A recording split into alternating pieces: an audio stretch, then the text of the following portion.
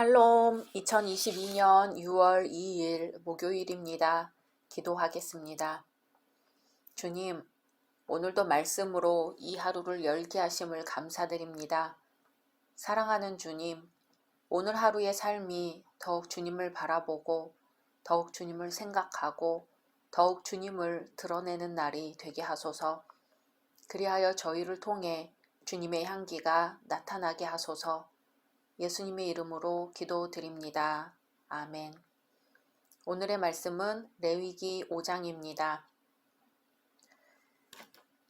만일 누구든지 저주하는 소리를 듣고서도 증인이 되어 그가 본 것이나 알고 있는 것을 알리지 아니하면 그는 자기의 죄를 져야 할 것이요 그 허물이 그에게로 돌아갈 것이며, 만일 누구든지 부정한 것들 곧 부정한 들짐승의 사체나 부정한 가축의 사체나 부정한 곤충의 사체를 만졌으면 부지중이라고 할지라도 그 몸이 더러워져서 허물이 있을 것이요 만일 부지중에 어떤 사람의 부정에 닿았는데 그 사람의 부정이 어떠한 부정이든지 그것을 깨달았을 때에는 허물이 있을 것이요 만일 누구든지 입술로 맹세하여 악한 일이든지 선한 일이든지 하리라고 함부로 말하면 그 사람이 함부로 말하여 맹세한 것이 무엇이든지 그가 깨닫지 못하다가 그것을 깨닫게 되었을 때에는 그 중 하나에 그에게 허물이 있을 것이니 이 중 하나에 허물이 있을 때에는 아무 일에 잘못하였노라 자복하고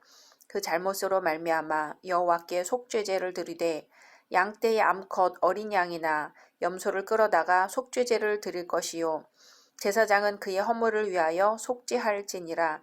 만일 그의 힘이 어린 양을 바치는 데에 미치지 못하면 그가 지은 죄를 속죄하기 위하여 산비둘기 2마리나 집비둘기 새끼 2마리를 여호와께로 가져가되 하나는 속죄제물을 삼고 하나는 번제물을 삼아 제사장에게로 가져갈 것이요 제사장은 그 속죄제물을 먼저 드리되 그 머리를 목에서 비틀어 끊고 몸은 아주 쪼개지 말며 그 속죄제물의 피를 제단 곁에 뿌리고 그 남은 피는 제단 밑에 흘릴지니 이는 속죄제요.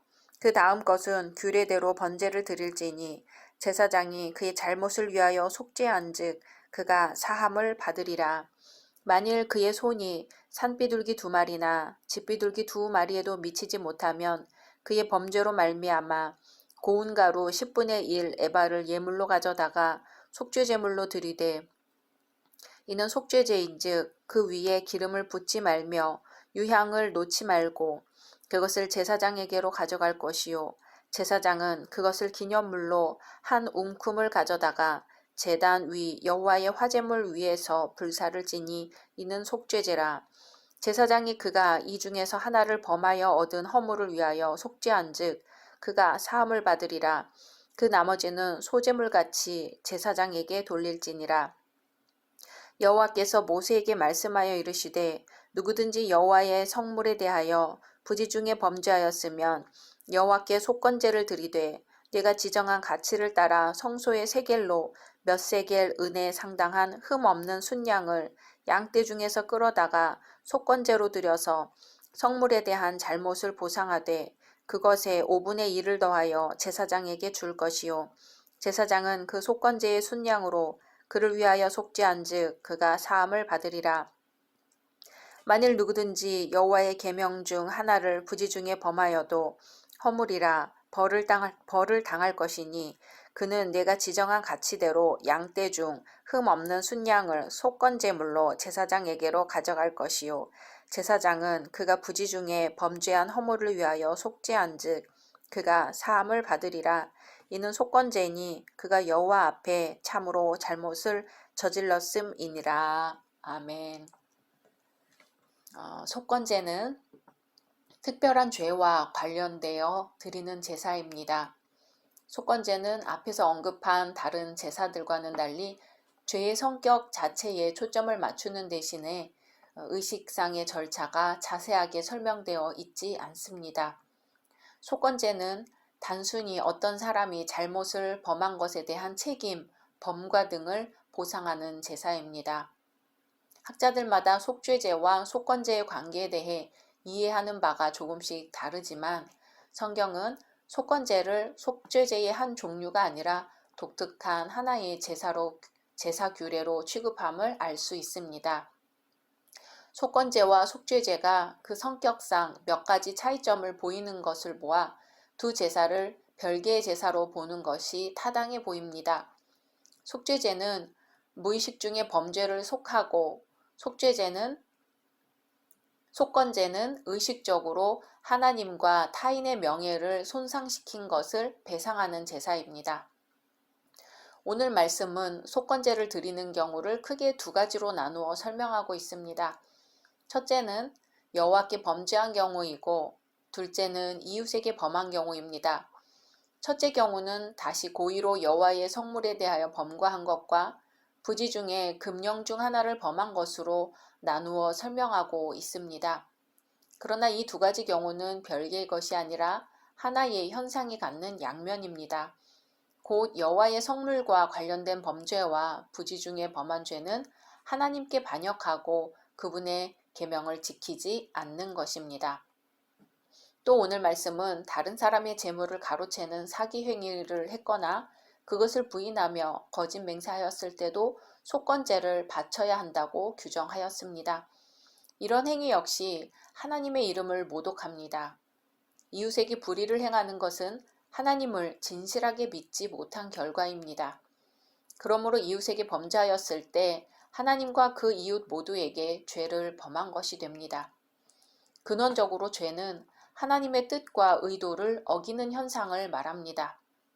성도가 범죄하면 그를 구속하여 자신의 백성으로 삼은 하나님의 권세가 손상됩니다. 속건제의 봉헌 목적은 하나님의 실추된 명예, 권리를 회복시키는 데 있습니다. 믿음 없는 사람이 볼 때 하나님은 보이지 않는 추상적인 존재입니다. 그러나 하나님은 온 우주를 만드신 창조주이시며 구원주, 왕이십니다. 그분의 권리, 곧 만인이 존중하며 순종해야 하는 하나님의 권세가 침해된다는 것은 저주와 심판을 초래합니다. 이런 심각한 현상을 방지하기 위하여 이스라엘은 하나님께 속건제를 바쳤습니다. 따라서 속건제를 드리라는 지시는 언약 백성이 언제나 하나님의 명예와 영광을 가장 우선해야 한다는 교훈을 줍니다. 속건제는 속죄제와 불가분의 관계입니다. 이는 그리스도께서 속죄 제물인 동시에 속건 제물이 되셨다는 사실에서 알 수 있습니다. 예수님은 죄에 따르는 형벌을 받으심으로 속죄제를 완성하셨고 하나님의 모든 요구들을 순종하심으로 속건제를 완성하셨습니다. 인류가 속죄받은 것은 그리스도께서 보혈을 흘리심으로 인류가 보상해야 할 죄값을 대신 갚아주셨기 때문입니다. 죄값이 그냥 갚아진 것이 아니지요. 그러므로 속건제는 하나님께서 반드시 죄값을 찾으신다는 것과 함께 그리스도께서 십자가에 달려 죽으심으로 그 죄값을 단번에 갚아주신 것을 나타냅니다. 어떤 두 사람이 함께 굴뚝을 청소했습니다. 일을 마치고 나온 두 사람 중 한 사람은 다행히 얼굴에 검정이 묻지 않았지만 나머지 한 사람은 온통 검정투성이가 되었습니다.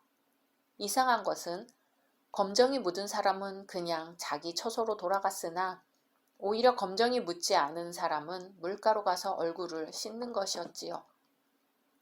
무지가 죄의 요인이 되는 경우는 아주 흔합니다. 어떤 일에 대해 의문을 가지기를 귀찮아하거나 아주 중요한 원칙들을 잠시 동안의 편의를 위해 무시하는 경우가 종종 있습니다. 어떤 오류에 대해 자신에게만 적용되는 예외 조항 만들기를 좋아하는 것도 우리의 모습입니다.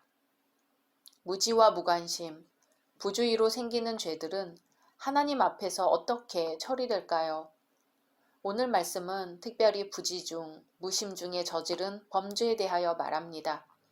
부지중, 무심 중에 저지른 잘못도 죄로 인정된다는 것이지요. 어느 꼬마가 집에 돌아오는 길에 부지중에 길가에서 쇠똥을 밟았습니다. 현관문을 열 때마다 퀴퀴한 냄새가 나서 알아봤더니 밝혀진 사실이었지요. 신고 온 신발을 깨끗이 빨아놓고서야 그 냄새가 사라졌습니다. 의도의 순수성을 인정한다 할지라도 그 결과가 부정이고 퀴퀴한 냄새입니다. 반드시 정결케 되는 과정이 필요합니다. 생각이 게을러진 사회, 고민과 염려를 싫어하는 시대에 우리는 살고 있습니다. 우리가 생각하지 못하고 염려를 쉬고 있는 틈에 부정한 것들로 주변이 가득 차지는 않았을까요? 그 궁극적인 책임을 주님이 물으신다면 무지와 무심이 변명이 될 수 있을까요?